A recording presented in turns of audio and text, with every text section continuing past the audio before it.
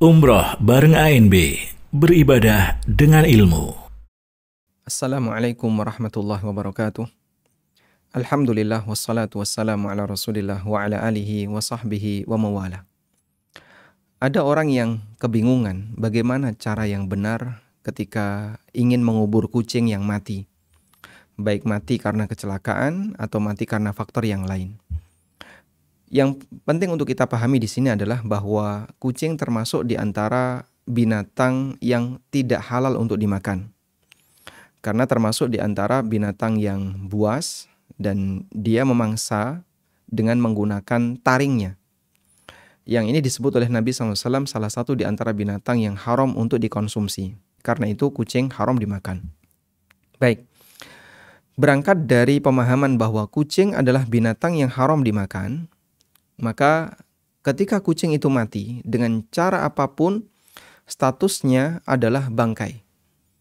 Ketika kucing mati dengan cara apapun, maka statusnya adalah bangkai.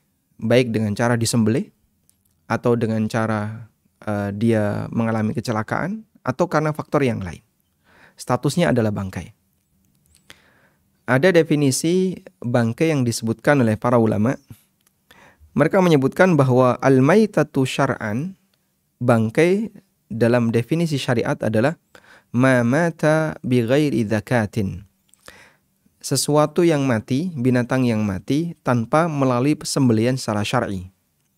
Definisi ini disebutkan dalam Ahkamul Quran Al-Jassas, juga dalam Misbahul Munir karya Al-Fayyumi dan yang lainnya, termasuk juga tafsir Al-Baqarah Syekh Ibnu Utsaimin rahimahumullah. Nah, kita memahami bahwa binatang kucing dia mati meskipun disembelih karena dia binatang yang haram dimakan, maka statusnya adalah bangkai. Oleh karena ini adalah bangkai, maka ketika kita menemukan kucing yang mati, berarti sama dengan kita memberlakukan bangkai binatang yang lainnya.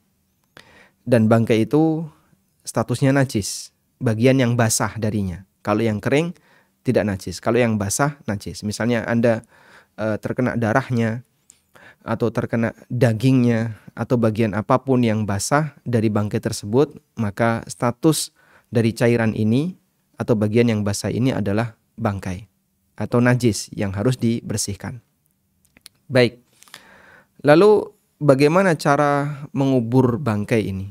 Caranya cukup kemudian digali tanah lalu ditaruh dan diuruk, sudah. Apakah perlu dikasih kafan, Pak? Tidak perlu.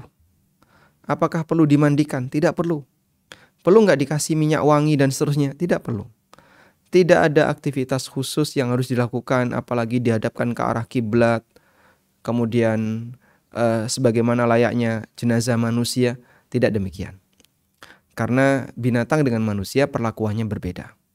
Karena itu untuk bangkai seperti ini, binatang yang mati, meskipun kita tahu bahwasanya kucing ini mungkin kita sayangi, tapi ketika dia mati, dia ditangani sebagaimana binatang yang lainnya.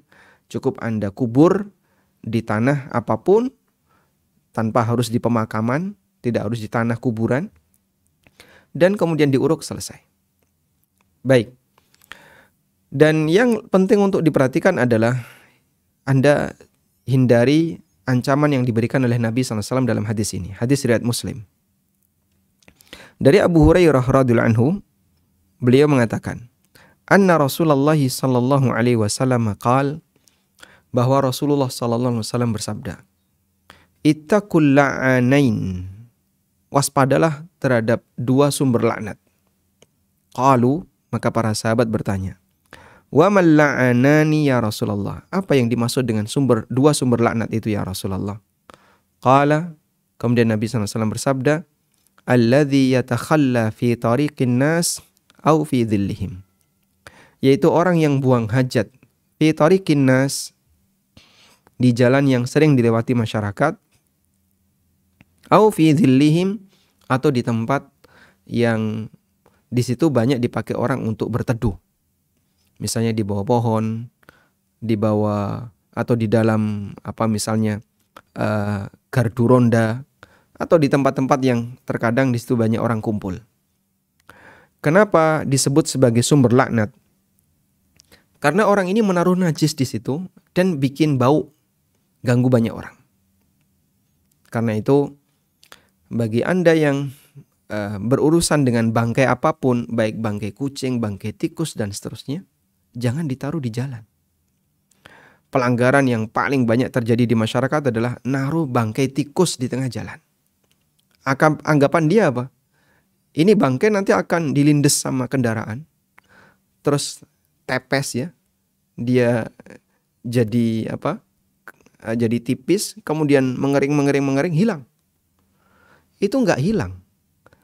Tapi kemudian berangsur-angsur bulunya lepas satu demi satu. Lalu dia diterpa angin sehingga menyatu dengan udara. Bisa jadi ditiup angin ke arah kita, ke arah orang lain. Lalu dihirup dalam nafas seseorang dan jadi sumber penyakit. Wallahu alam, kadang ada orang yang buang bangkai tikus di tengah jalan. Ini orang apa nggak mikir kalau ini berbahaya bagi yang lain. Nabi SAW ingatkan, ittaqul la'anain. Waspadai dengan 2 sumber laknat. Sehingga bisa jadi ketika ada orang yang lewat, dia akan mencela dan mendoakan keburukan bagi orang yang membuangnya itu.